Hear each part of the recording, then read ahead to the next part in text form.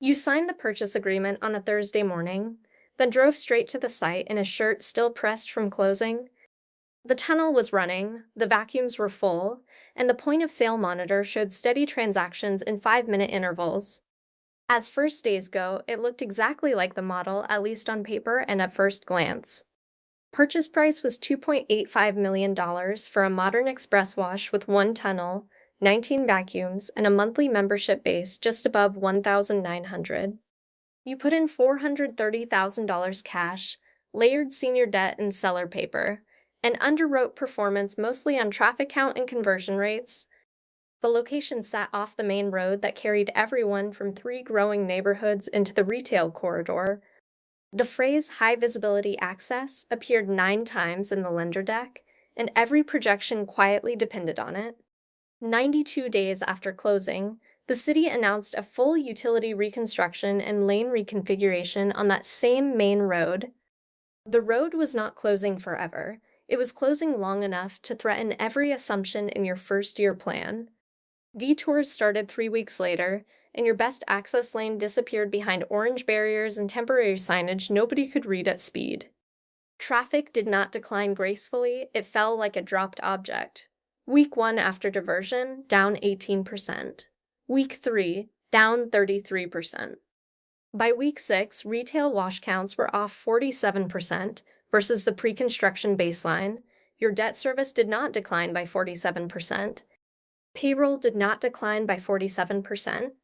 Chemicals and utilities declined somewhat, but fixed costs remained fixed in exactly the way fixed costs always do. On Tuesday at 7:10 a.m., you sat with your manager, Anna, and your controller, Jalen, around a folding table in the back office. You erased the growth plan from the whiteboard and wrote one line, survive construction without breaking trust. Trust meant 3 groups: employees, members, lender. If any one of those groups lost confidence at the wrong time, the construction timeline would stop being the main risk. You started with members because membership recurring revenue was the nearest thing to oxygen in that model. Before the road closure, membership churn hovered around 6.4% monthly. 2 weeks into detours, churn spiked above 11%. People were not canceling because they hated service. People were canceling because the route now felt annoying. Annoyance compounds faster than almost any pricing strategy. You launched a retention sprint in 48 hours.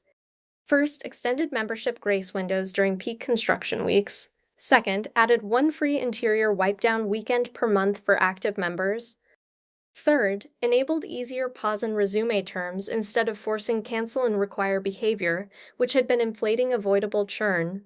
Fourth, trained staff to ask one specific question at exit: what would make this route worth it again for you? Answers were boring and useful: faster in and out times, clear detour instructions, better value signal when inconvenience was high. You could act on all 3.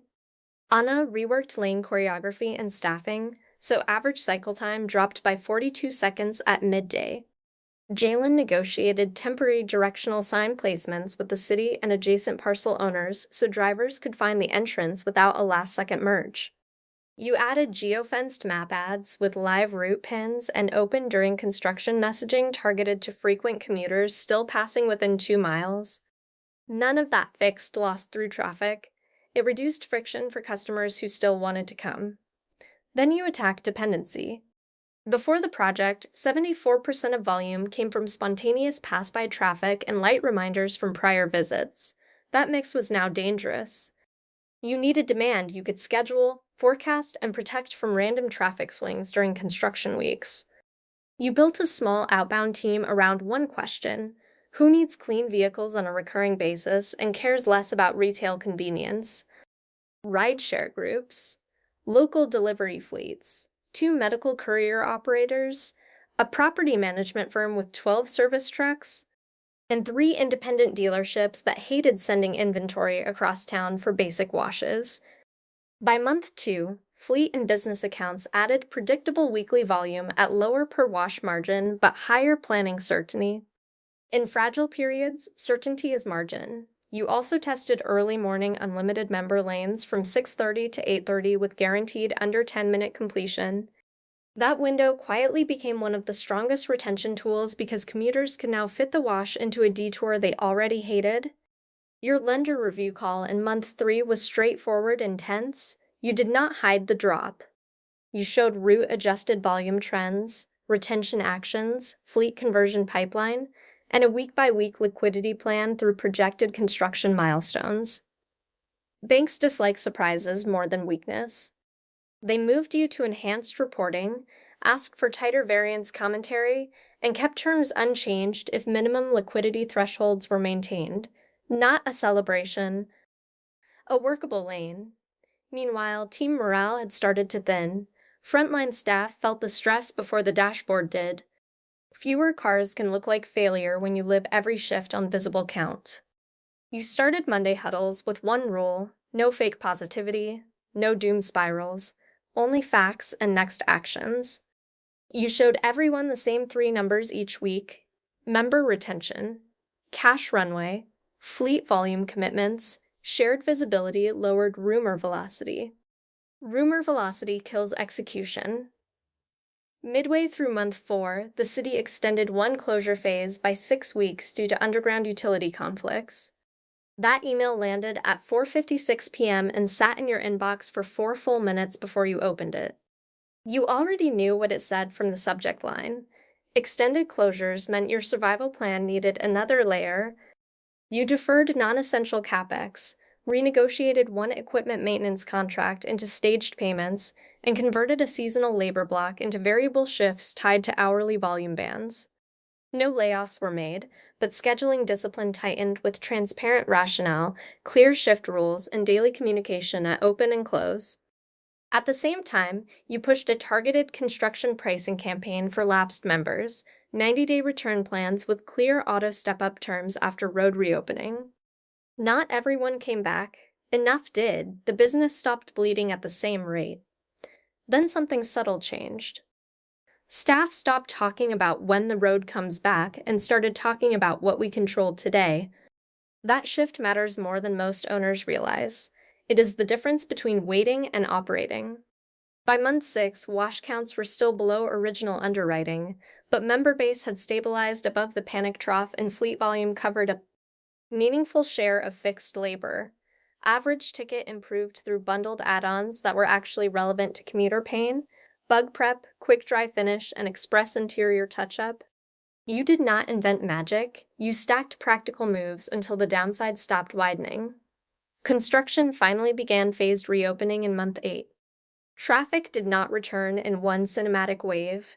It returned in uneven slices by time of day and direction of travel. Because you tracked route-level patterns during the closure, Anna adjusted staffing and promotion windows faster than competitors who had just waited for normal. 3 months after full reopening, retail volume crossed pre-construction baseline on comparable weekdays. Membership surpassed pre-closure levels with lower churn than before the crisis. Fleet accounts remained, now a permanent diversification layer that made the whole model less hostage to one road. At year-end, the business posted lower annual profit than the original acquisition case. Still true, it also posted stronger operating resilience and more credible forecasting than the business you bought. Also true. When people hear this story, they usually focus on the city and call it bad luck. Luck was part of the event, not part of the response. Luck did not renegotiate vendor terms.